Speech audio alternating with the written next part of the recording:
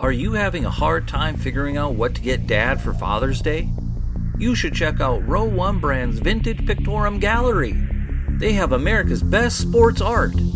With over 7,200 historic sports prints, you're assured to find something unique for Dad this Father's Day. Instead of a boring old tie, get him a historic baseball photo taken by Henry High Sandom at the historic Polo Grounds Stadium in New York City during the 1894 Temple Cup. Or, if he's an NFL buff, check out the 1963 vintage NFL poster. These are so good looking that you'll be amazed how they turn out. Shop now at sportshistorynetwork.com/row1 and save 15% off your order. This podcast is part of the Sports History Network, your headquarters for the yesteryear of your favorite sport. You can learn more at sportshistorynetwork.com. On October 4th, 1873, the Toronto Argonauts Football Club was formed. Then, a part of what was called the Argonauts Rowing Club. The team now is a member of the Canadian Football League, making the Argos one of the oldest existing clubs in professional sports in North America. In this same year, this week's story begins, as a school was formed. Now this school has connections to the NFL, and ground zero for the story is in Chicago. Welcome to the Football History Dude Podcast, where each episode is a journey back in time to learn about the rich history of the NFL. Your host is Arnie Chapman. Football is his passion, and he wants you to come along with him to explore the yesteryear of the gridiron. So hop on board his DeLorean and let's get this baby up to 88 miles per hour. Great Scott. This time, as we step off the DeLorean, the date is July 21st, 1873, near Adair, Iowa. We're here to witness an infamous event made famous by movies over and over around the world. Well, maybe not that many. But what we're here to do is we're going to witness the James Younger Gang. Yes, that Jesse James outlaw guys. They were here on July 21st, 1873, outside of Adair, Iowa, to rob their first train. Now, this train was a Chicago, Rock Island, and Pacific Railroad train. But why talk about this event? On a football podcast, no less. Well, who knows, maybe one of the people that we talk about in this very episode was on that train, because we're talking about a school that was formed in the same year, on the outskirts of Chicago. A school that this week's guest recently released an article about on the website, entitled, Best High School Football Team That No One Ever Heard About? We asked that question because why would we bring a guy on a show about NFL history to talk about a high school that nobody heard of in Chicago? Well, simple. Because not only is it a great story, it's a great football story that you cannot hear anywhere else. But to tie it all in with the Football History Dude podcast, there are connections to the NFL too, and we'll get to that. But really for me, it's so cool because not only is Joe the friend of mine and a mentor for the Sports History Network, he's also a true football history enthusiast and researcher to the core. I mean, you have to have an appreciation for this type of story. Sure, it's about football, but it's so much more. I mean, this school that we're going to talk about is originally formed in 1873, and it had different names over throughout the years. But for this episode, we're going to refer it to as Morgan Park Military Academy. And Joe Ziemba is probably the preeminent resource for this school as far as a football story goes. And speaking of that, this is a good time to let you know why. Joe wrote the book. He wrote the book on this story, which is called Cannons, Cadets, and Legends, The Football History of Morgan Park Military Academy. And I do suggest that you pick up the book. But if you're listening to this episode before December 11th, then you need to hurry up and get over to the website, because Joe is giving away an autographed copy of this book just in time to be a Christmas gift. Whether that's for a sports enthusiast, maybe you have a loved one, maybe for yourself.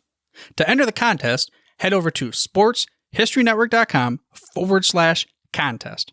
Even if it's past December 11th, hey, you should probably still go over there because we're always giving away books and other things and such over on the website. Also, while you're over there, on the website, that is, sportshistorynetwork.com, you can learn more about the school, Joe's podcast, which is When Football Was Football, and his books, and so much more. But for now, let's get into the interview with the guy that we just can't keep away from the show, Joe Ziemba. what's it called? How does it feel to be the most wanted guest of the Football History 2 podcast? Excellent. I thought you were going to ask me how's it feel to lose 6 in a row. Oh no, I'm as a Lions fan. We don't talk too much about losing football games anymore around here. But yeah, no, you've been on the show more than anybody else. Oh, good. Thank you. Geez, I want to say 3 interviews now. Plus, then we had 2 or 3 episodes with the NFL original teams. So. Yeah, that's right. Yeah.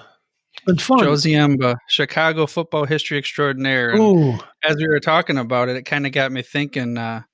We normally talk about Chicago history, Chicago football history, NFL. What got you to the point where you wanted to write a book about Morgan Park Military Academy, and what even is that?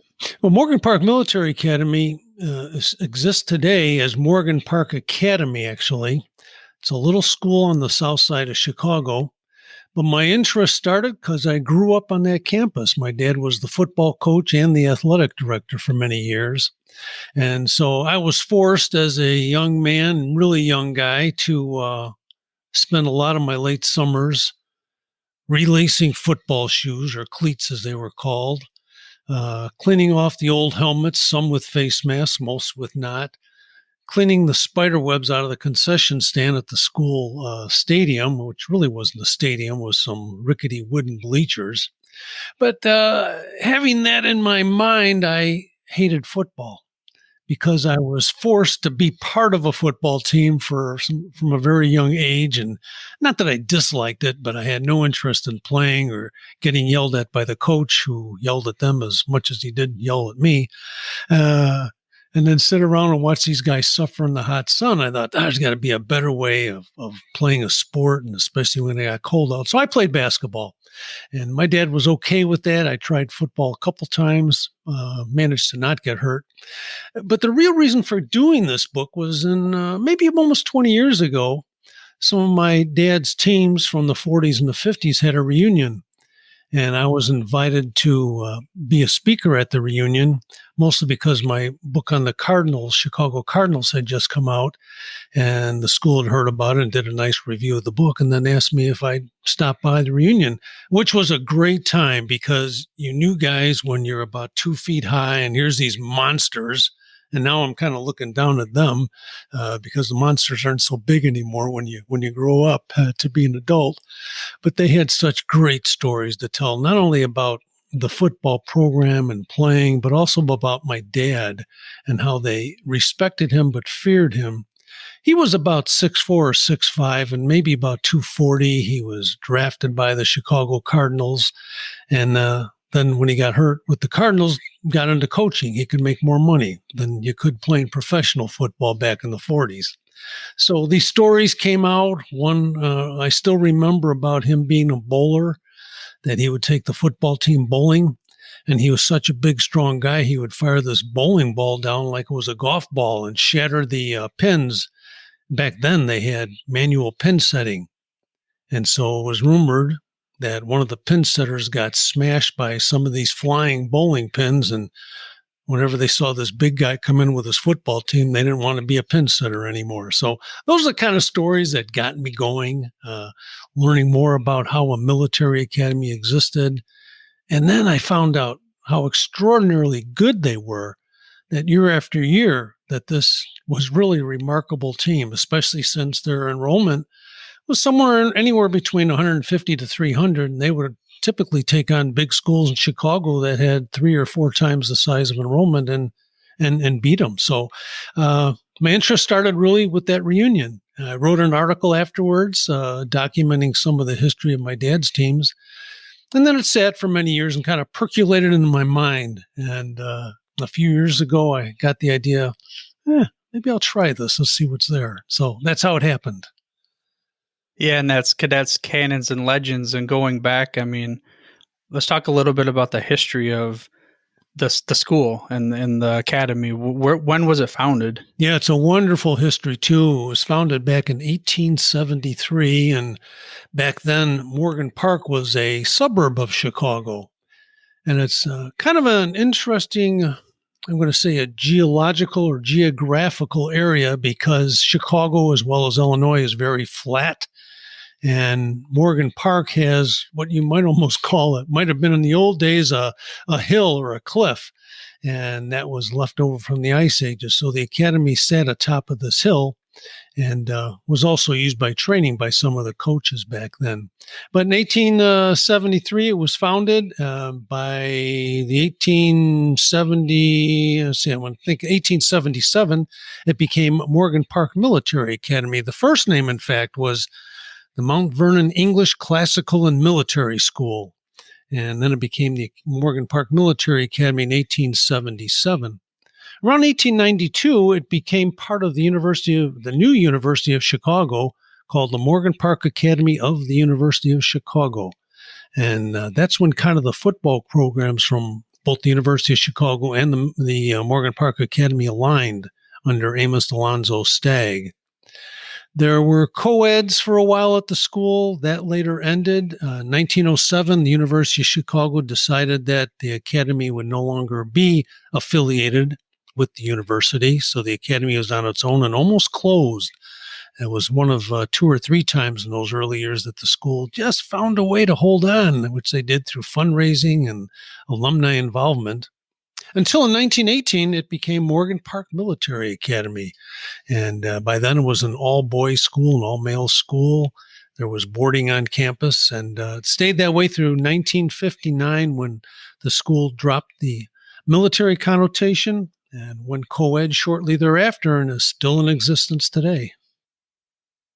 Was 1918 changing over to military academy, was that because of World War I? It probably was, I think. There was maybe a need to have that type of affiliation. It might have been government funding involved. I'm not quite sure, but it seemed at the time from the research I've done that this seemed to be an affiliation with the military. You mentioned 1892. That's an important year for professional football, too, with Pudge Heffelfinger and everything. Right. Our first paid professional player. And then Alonzo Stagg, I mean, that's a big name that we've talked about through some of our podcasts before. I mean, what was his contributions to the team? Well, Stagg was, his title was, I believe, Director of Athletics for the Academy, and he held a similar title for the university. He was listed as the coach of the academy on 4 separate years in their documents that are in their archives. And he would hold joint practices with the teams at times. He also used the academy as sort of a farm feeder team where he would stow away a player for a year or so. And this is, I think, always been ironic because Stagg came out, especially in 1922, as being very anti-professional. And I'm not saying he was unprofessional, but he was able to use the academy, take his pick of the players. He would coach them at times. And as I mentioned, he was listed as one of the co-coaches for 4 different seasons. Keep an eye on them. And we've heard comments and in the newspapers about Coach Stagg did this or that for the academy. He had his scrub team, as they were called, his second team or his freshmen play the academy almost every year. And even one year, the University of Chicago played Morgan Park Military Academy in football. So there was a real close tie until, as I said, 2 schools broke their affiliation in 1907. I'm thinking about that nowadays, just a university playing against a high school team. And speaking of that, the name of the article that just released on Monday, the best high school football team no one ever heard about. Why did you go with that? Why'd you go with that title of the article? I think when I mentioned this book and people say, "What's it about?" and I say, "Morgan Park Military Academy," they'll look at me strangely, like, "Whoa, where'd you come up with that?" And but yeah, you're right. In a time when colleges, Englewood High School in Chicago played Notre Dame, and I think they tied them, and it was considered an upset that Notre Dame stayed with Englewood around the turn of the century. But yeah, with the school having that great football history, and I was looking to do some more about it, and then find out that some of the teams that's played it regularly did play different colleges in the Midwest, as did a lot of the other high schools. Illinois and Northwestern and Chicago, which are the big schools at the time, all played high schools. Till finally, I think at the University of Chicago, the students there demanded that Stagg stop playing high school teams, which he did eventually.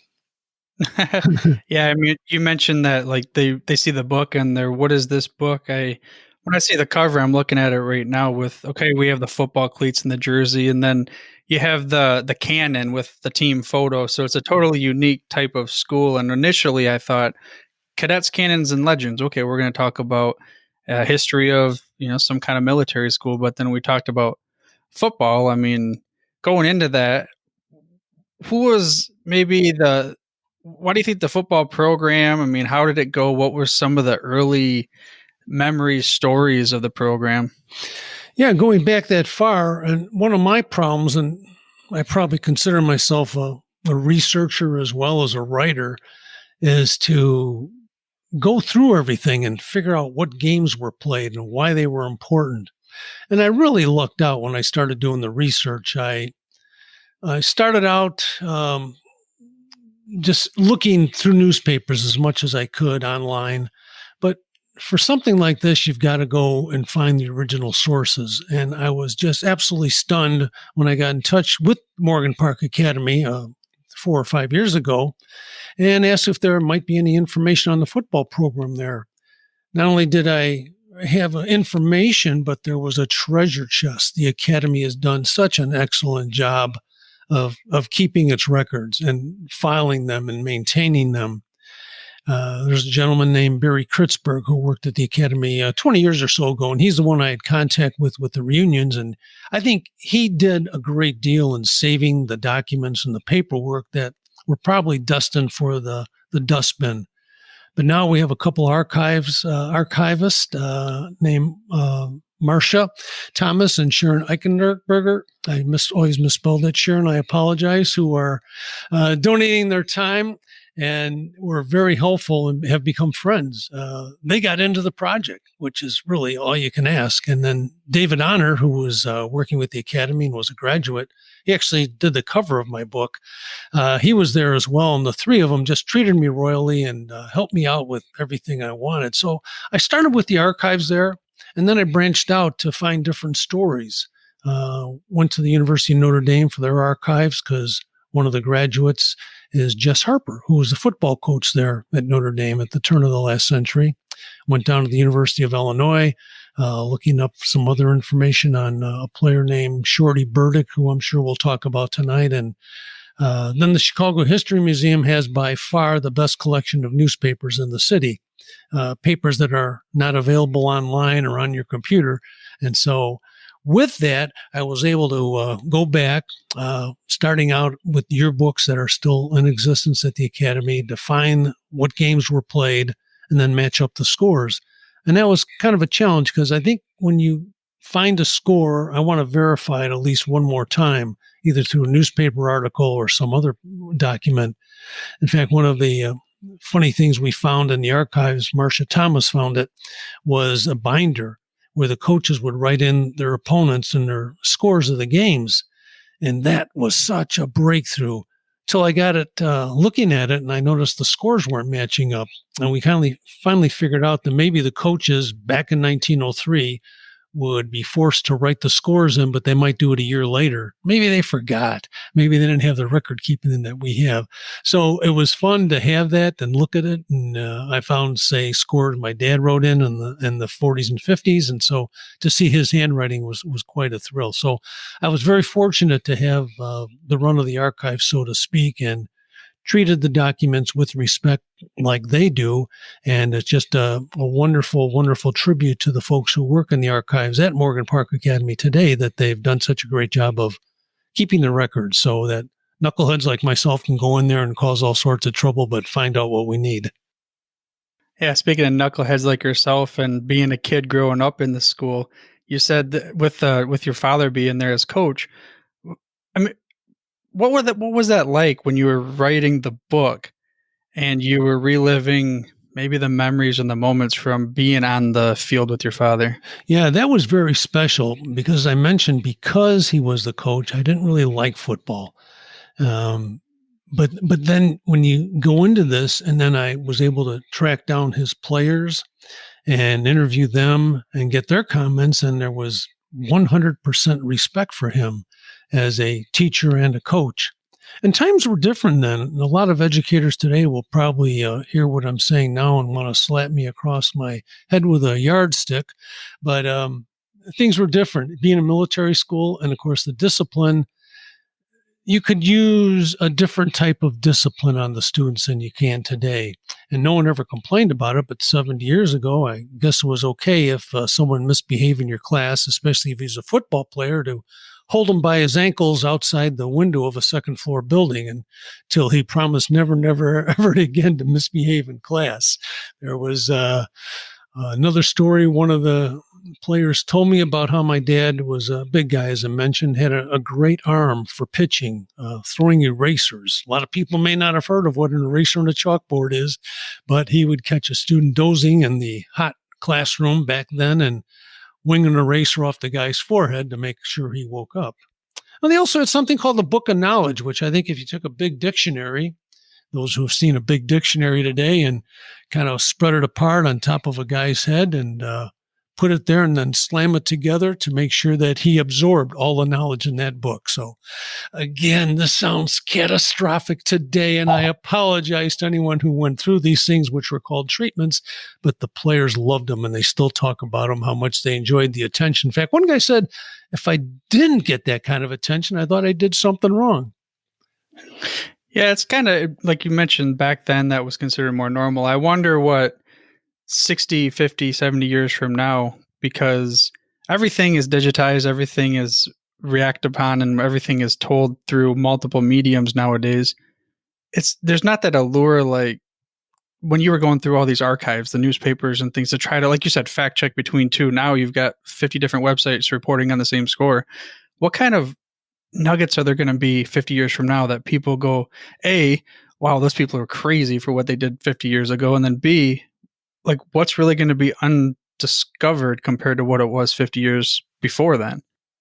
I fear that we're going to lose the art of research, so to speak. It'll probably always be there.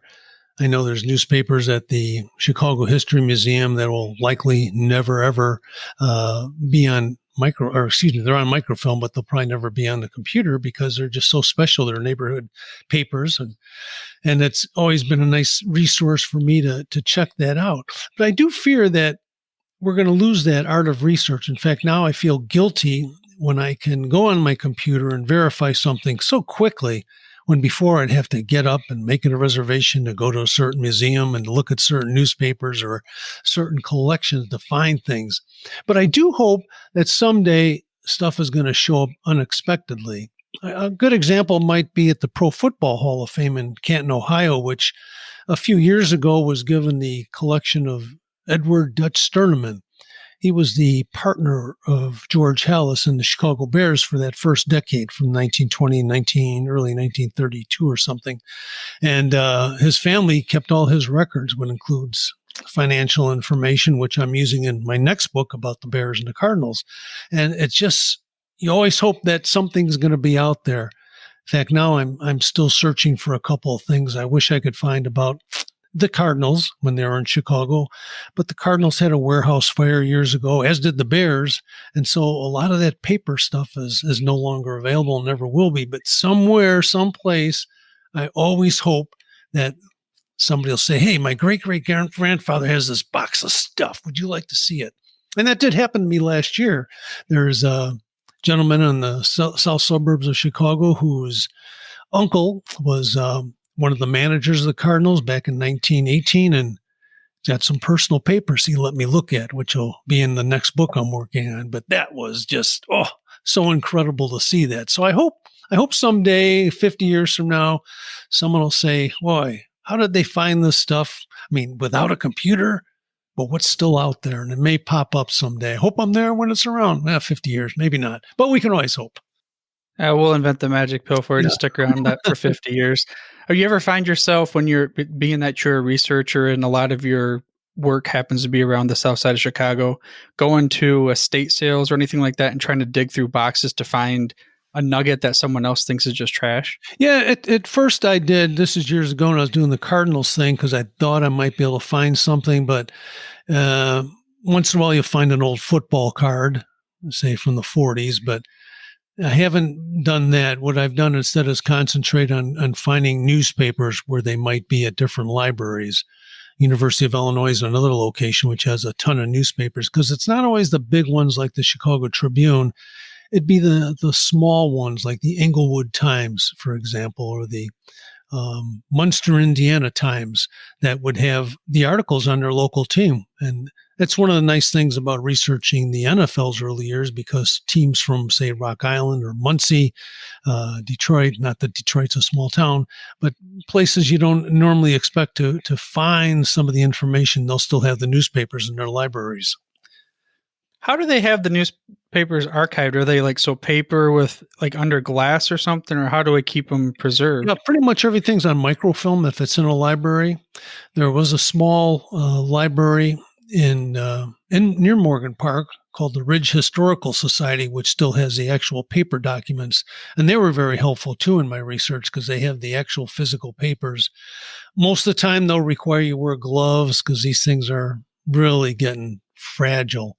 And but being able to look at those, because it was a neighborhood paper from Morgan Park, which I had not even heard of before, and then found out they had them. So I was just quite anxious to get over there and be as careful as possible. And normally they'll assign someone with you to turn the pages, make sure you don't rip it off completely. And then I understand that, and I'm grateful that they're doing what they can to preserve this type of history. Yeah, it's amazing to think of how long certain things can last, especially even going back to the cave paintings. I mean, that's a ways ago, but that's what I'm thinking. That's what I'm talking about. There's that wonderment, that allure of what were these people in these caves really thinking with their photos. It could have been nothing what we do. We see maybe a mammoth and a person with a spear, and we think it's one thing, but it's totally another. Where in the future with the digital age, and you, like your podcast, you have a great show. You are rehashing what happened with Chicago history, football, which yourself, of course, you're reporting on things before the digital age, but stuff that's happening today, 2020, like it's going to be so different, I think, when it's reporting. And I hope that somehow we can still capture that, what's the word? I used it, that wonderment of the Indiana Jones running through the temple and looking for that scroll or whatever else he was looking for, chasing that big ball behind him. And that's something that's so neat for you to be able to do for a local high school, for something that most people, I went to this school, or I know a little bit about the history, but not 1873 or 18 Yeah. way back then. And you mentioned something that, kind of stuck with her. You said your father, being the coach, and you said he was a player in the NFL Cardinals. Right. Yes.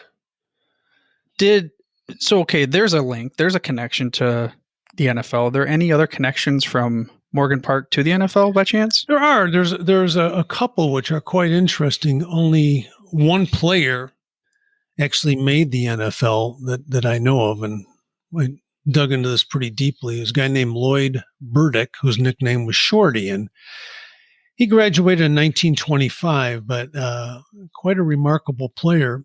He played on an undefeated team at Morgan Park Military Academy, went down to the University of Illinois. They won the national championship with him in the lineup. And then he ended up with the Chicago Bears in 1932 when they won the NFL championship. So he was kind of a winner at every single level. But his story is quite remarkable in that not only was he a great football player, but he was a wrestler in college. I think he took second in what would be considered the NCAA wrestling championships. He became a pro wrestler for a little bit. He has also tried boxing. He was an actor.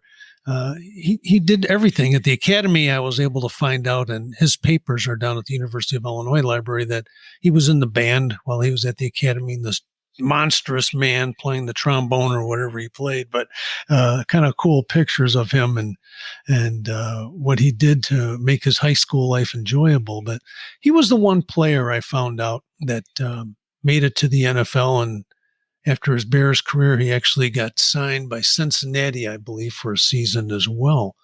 Then another link was the Chicago Cardinals, made their training camp at the academy in 1938, 1940, and I think a couple of other years. But it was a unique situation in 1938. We were still kind of locked in the Depression. The academy had a very able leadership at the time who were looking to figure out ways of making money without really laying off their faculty.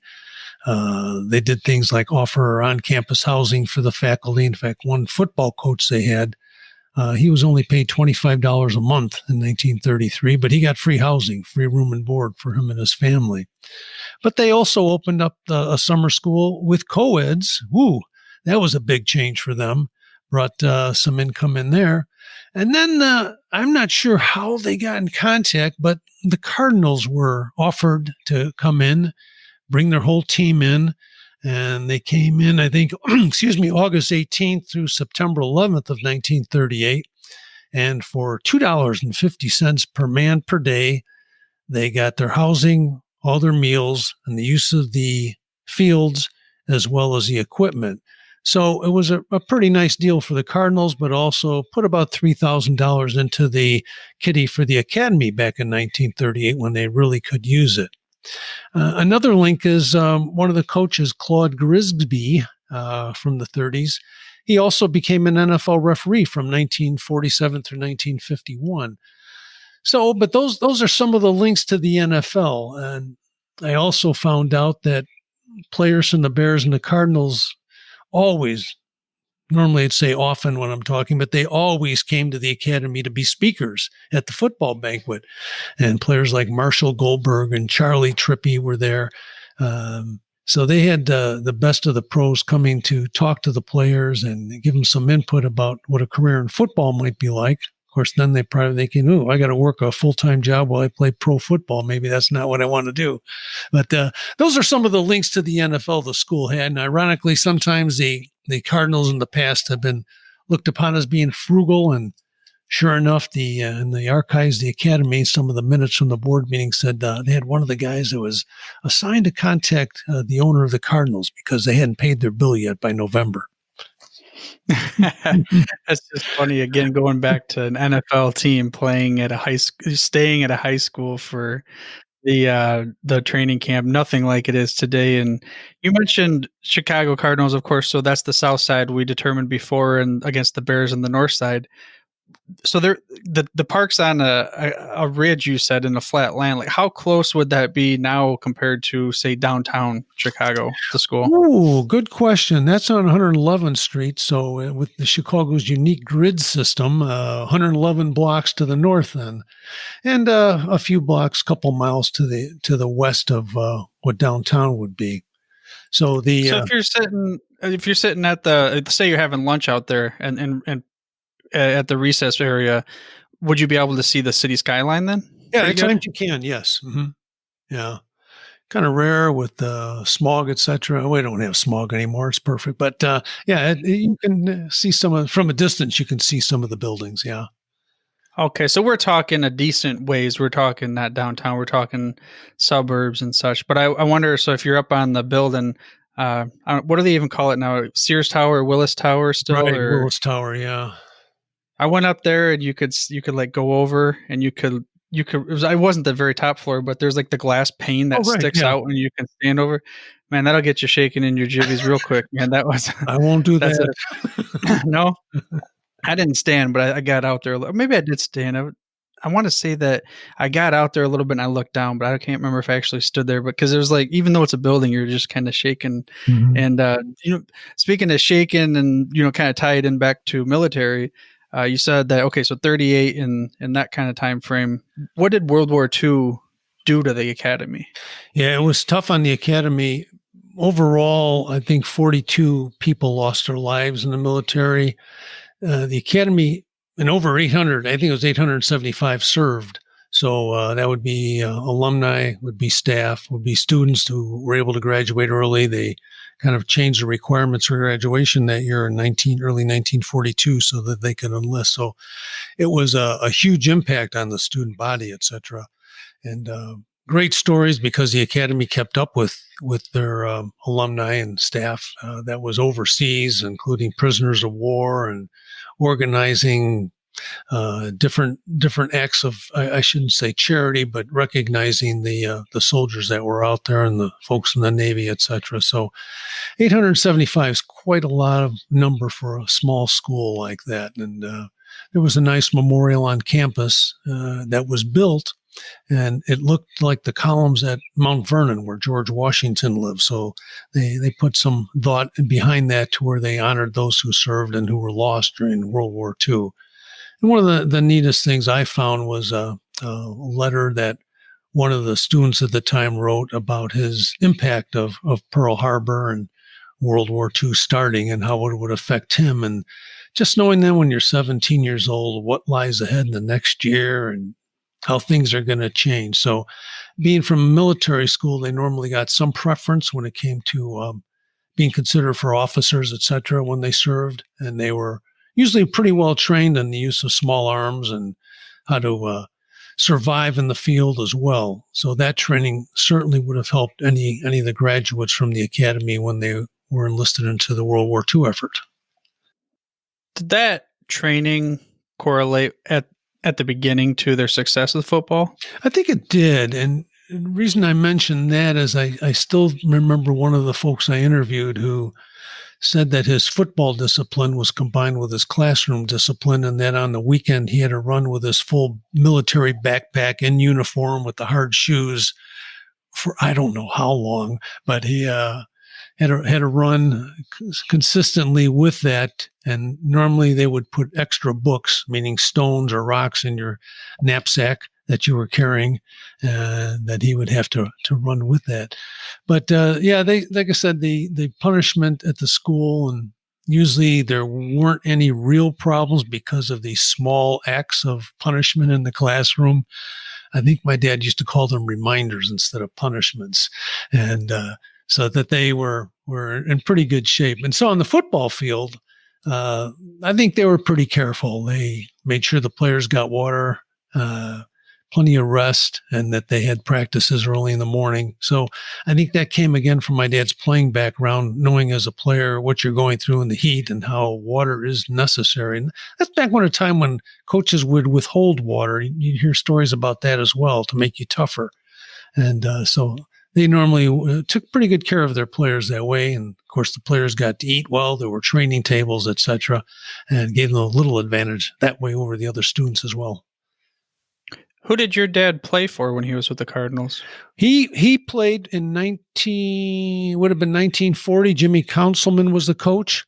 But my dad, as I mentioned, re-injured his knee in training camp at Morgan Park Military Academy. They sent him over to a nearby hospital on 95th Street called Little Company of Mary Hospital, and they were told he would have needed surgery.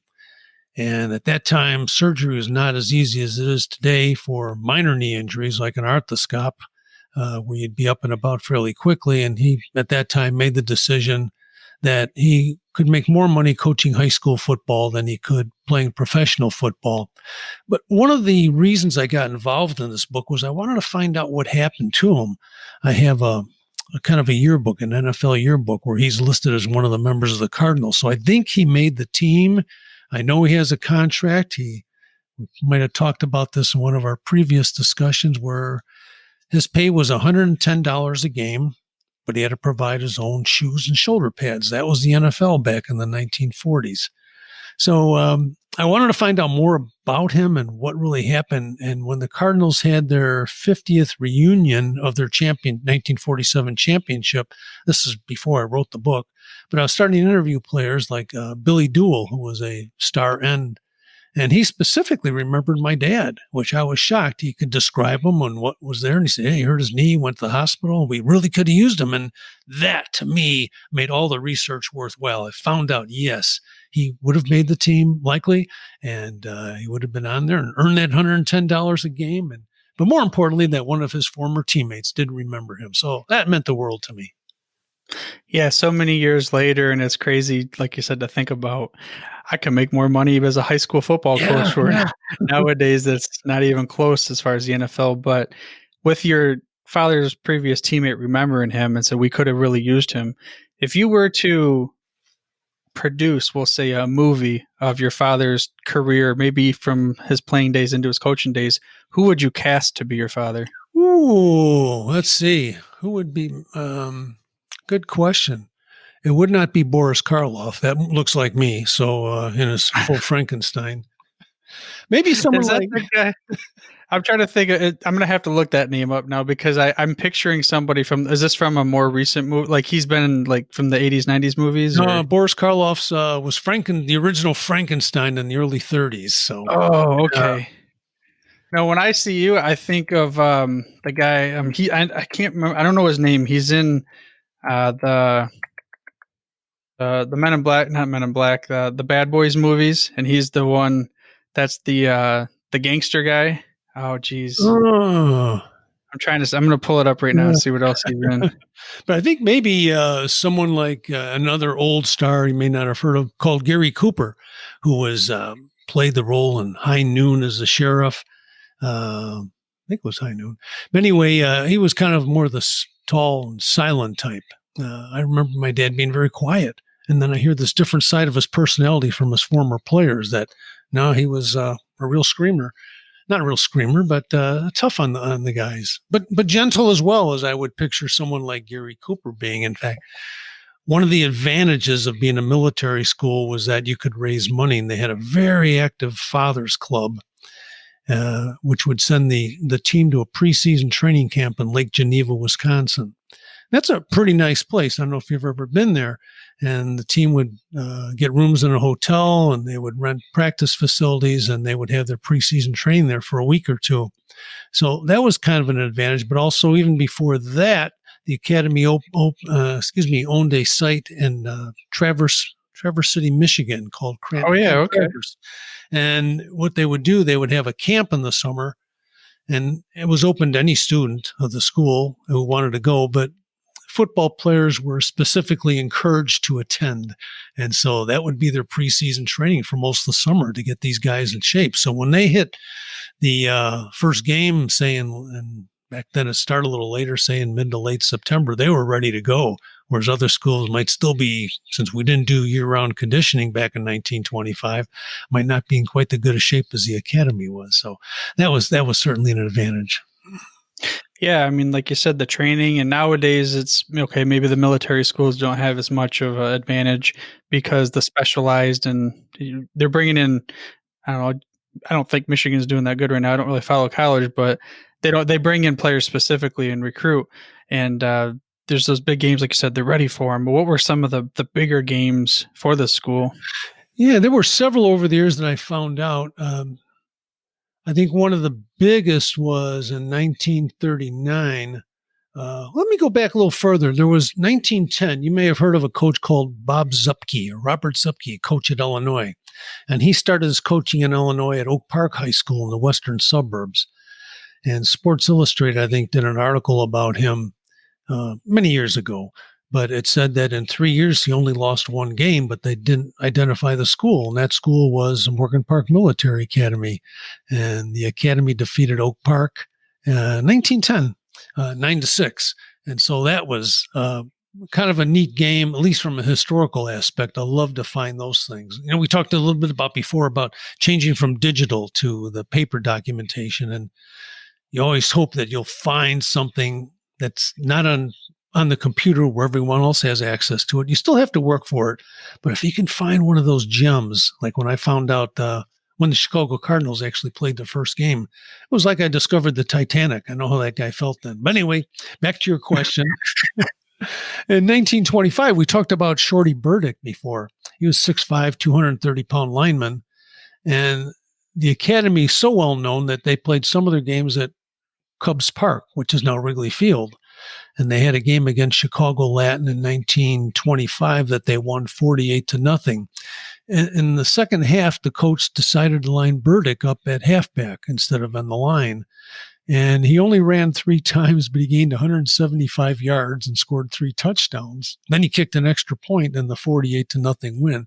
So before we had William the Refrigerator Perry running from the backfield in Chicago for the Chicago Bears in 85, we had Shorty Burdick doing that at Wrigley Field, which was the home of the Bears at the time. So that was 25. And then 1939 was what I still consider the biggest game of all time. The Culver Military Academy from Culver, Indiana, big rival of Morgan Park Military Academy.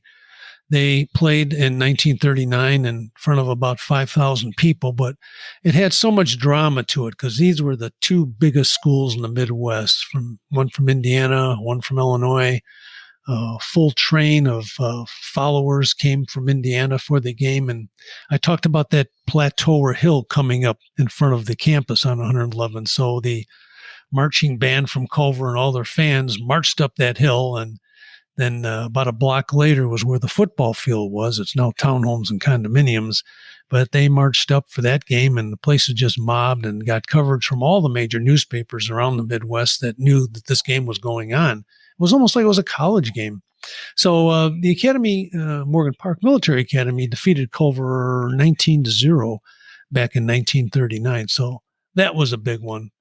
And then I think the other big one was in 1949 when the Academy defeated Blue Island Community High School 7-6. And Blue Island was then part of the South Suburban Conference, one of the 8 biggest suburban schools.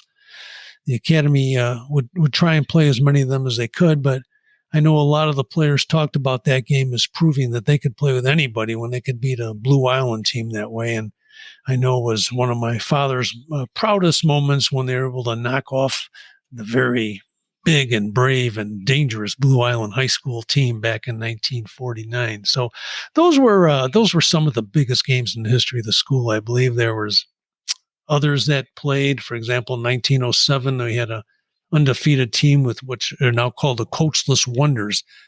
At the start of the school playing, there weren't coaches. Football teams just didn't have coaches, but later they did. And then for some reason in 1907, the Academy no longer had a football coach. So these kids played on their own and went undefeated. So some of their games are quite intriguing, and some of the strategy, because they had to not only coach themselves, but also arrange for games, manage transportation, which is very primitive at the time, of course. And so that was one of the neatest seasons, I think, in the history of the school. Yeah, it kind of reminds me of when I had Leo Lyon's grandson on the show and we talked about his role with the team. I mean, if there was a hat that could be flipped about a million ways, that's what it was. But I mean, that was George Halas too, coming from your neck of the woods, and every player, coach, manager, everything. And I don't know, even painting the lines on the field and setting up the the stands and such. True, yes. I mean, that's something that we today can't relate to, just because, I mean, even going to your local, I don't know, to play some pick 'em up basketball or something, everything's already set up for you. You just got to bring the ball, or it's even there for you. I mean, speaking of that, so there's a wealth of history there. We're talking 1873 all the way through. When did the school football program shut down? 1978. Yep. So a little over 100 years worth of football. Yeah. Oh, no, I'm sorry. You said it started in 1992, the football program, right? They started, 1893, a year after Okay. Stagg started his program. Yeah. So we're talking quite a few years. I mean, after all your research and such there, I mean, what's something that, I don't know, just kind of stuck out to you like, wow, that just kind of made me blow my socks off and I got to reread that one again. Yeah, it was. I think one of the big things was some of the personalities that came through. But looking at it now, when I look at some of the teams many years later that they defeated, which are the big powerhouses in Illinois, and Joliet Catholic, Lincoln Way, Loyola Academy, Lockport, these are all good football schools that the Academy defeated. And there was a difficulty for the Academy in scheduling games because a lot of these bigger schools didn't want to get beat by a tiny little military school there on the south side of Chicago. And so I think that's one thing that really stuck with me, is that they were able to be consistent winners, do some different things. For example, they even were the first Illinois team to play an out-of-state game. And that was 1901. They played in Cleveland, the University School of Cleveland. So that was kind of remarkable as well. So they were trendsetters, played in different conferences when they could. They were invited to play in that South Suburban Conference I mentioned that included Blue Island and Thornton and Argo and big schools like that way back when. So the fact that this tiny school that could would try and schedule as many of the big schools as they could to play. Almost kind of like a parallel to Carlisle Indian School with Yeah, Jim you're Thorpe and right. everything. They Yeah. kind of had that same, I don't want to say bravado. What's the right? They were innovative, and they were this little guy taking on the big guy, and they somehow found a way to win a lot. And not to say that anybody was Jim Thorpe, because Jim Thorpe, the world's greatest athlete, but still. Speaking of Jim Thorpe, let's go back to Morgan Park Military Academy. I'm going to give you the virtual keys to my DeLorean. You know what's coming. You can go back and any point in Morgan Park history.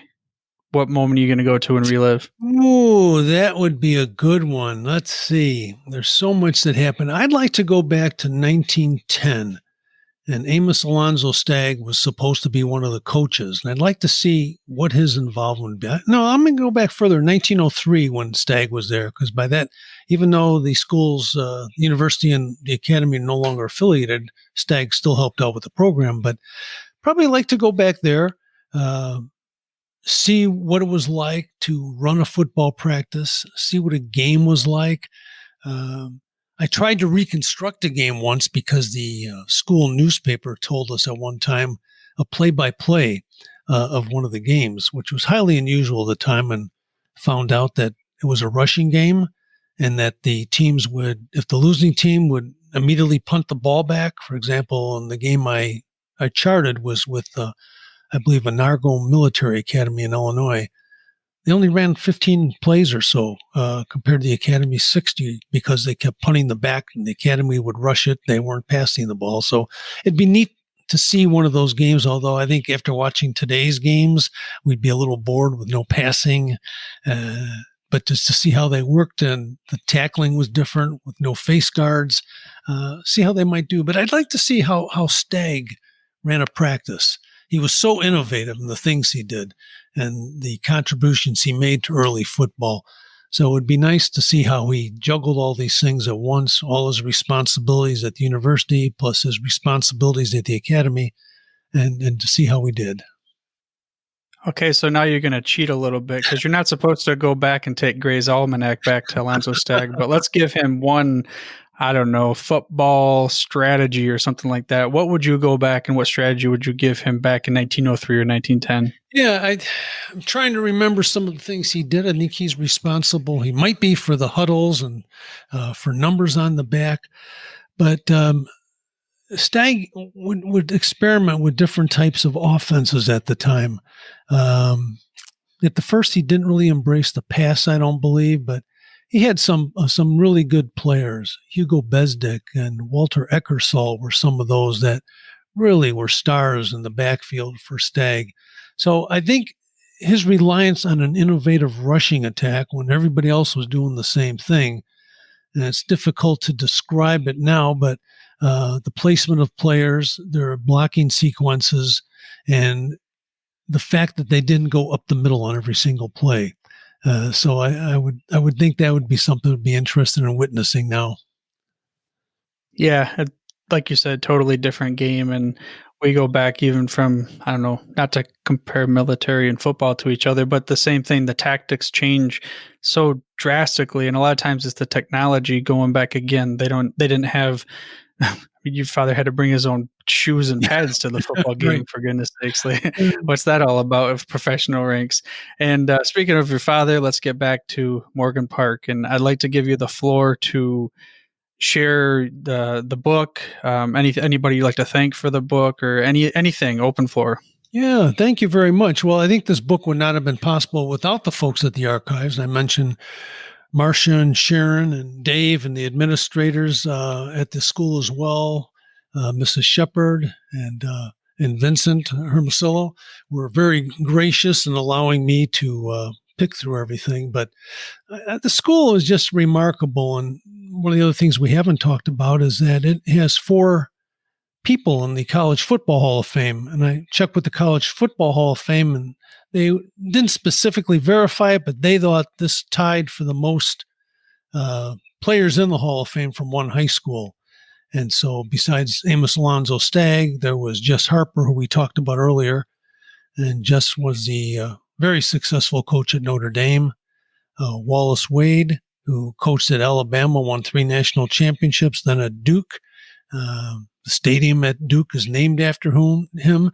And then Albert Benbrook, which was a 2-time All-American from the Academy who played at the University of Michigan. So the Hall of Famers are there as well. When you look at some of those, it's really remarkable. One of the coaches was Dave Stewart from 1916 through 1918, became a U.S. Senator. And it'd be kind of nice for kids to look back and say, oh, yeah, that senator, he was my football coach. And you wonder, whoa, that's pretty amazing. So some of those things that we talked about, games at Wrigley Field, out-of-state games, pretty amazing. And some of the coaching staff that was at the Academy was remarkable as well. Fred Lowenthal became a very successful lawyer. He was a coach back in 1902, who ultimately was removed by Mr. Stagg because he was not an alumnus of the University of Chicago. In fact, he went to the University of Illinois after he went to the Academy, and Stagg didn't want any spies in there seeing what he was doing because he'd be around them all the time. Jess Harper's brother Floyd was also a coach, which is pretty neat. And then we had a Broadway playwright named Fred Herendeen who wrote several Broadway plays and turned into movies and was making more money as a freshman at the University of Chicago than most of the teachers were easily in a year. He would make that in a week. Another guy named Wade Woodworth, who was All-American at Northwestern, was also the U.S. Powerboat champion. He was the guy I mentioned earlier, worked for $25 a week plus his room and board for his family. So just some neat things. And the fact that the Academy is still in existence today, all these years later, it'll be 150 years in 3 years. And remarkable, the academic graduation rate is 100%, still a smaller school. But when you look at the list of where these graduates go, it's the finest universities in the world that they end up with, and most are really strongly recruited. So even though they don't have football anymore, we still love them. And it's just great to see that the job that the staff continues to do there to keep the school moving ahead, keeping pace, keeping above, and reusing the buildings, keeping up with technology. I know the old superintendent's home was turned into a preschool, and now they have from preschool all the way through high school. If your child want to spend 12, 13 years there, they could. So again, my admiration of the school continues. It was strong when I lived there 100 some years ago, but even today with what they're doing, and really appreciate all their help on my research as well. And if someone were to want to learn more about the Morgan Park football program, where would you suggest that they go besides Sports History Network? Yeah, of course. But we do have a book out, as we mentioned, called Cadets, Cannons, and Legends. And that's the history of the Morgan Park football program. One can buy a book through the Academy. The Academy keeps 100% of the sales, which is something my wife Carol and I arranged. So we wanted to make sure the Academy had that access and that asset. And also it's available on Amazon. So it's listed there as well. So far the reviews have been good for this book. It is about one school, but it's written in a way that you can pick it up in any chapter and read some stories that might keep it interesting for you. But we were, again, honored to be able to bring this history and uncover some things, and hopefully that folks will continue to look at the history of the Academy. It's just a great place, and hopefully be around for another 150 years more. There you go. Morgan Park Military Academy. A different type of story for the Football History Dude podcast, but I'll tell you what, I think it all goes together. Again, I want to thank Joe Ziemba for being a longtime supporter of the show, a new friend, a mentor to the Sports History Network, me, that is, and maybe, like Jesse James, the most wanted man on the podcast. As a reminder, if you listen to this before December 11th, you need to hurry, mash that button for the website. That is sportshistorynetwork.com/contest, because you got to go and get your chance to win that book and an autographed copy of Joe's book, which is Cannons, Cadets, and Legends, the Football History of Morgan Park Military Academy.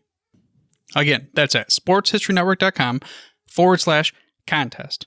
And even if it's past the date, go ahead and head over there anyways, because we always have different kind of contests and giveaways going on. You can also learn more about Morgan Park Academy, Joe's podcast, and even purchase his books over at the website. But for now, dude, I'm through if you're through. Thank you for listening to this episode of the Football History Dude. To make sure you're the first to get the next episode, please subscribe on your podcast player of choice and head on over to thefootballhistorydude.com for the show notes and more information on the history of the NFL. And remember, dudes, where we're going, we don't need roads. We here at the Sports History Network proudly partner with 26 podcasts, all revolving around the history of sports. But did you know that many of our hosts were sports history authors way before they started their shows? It's true.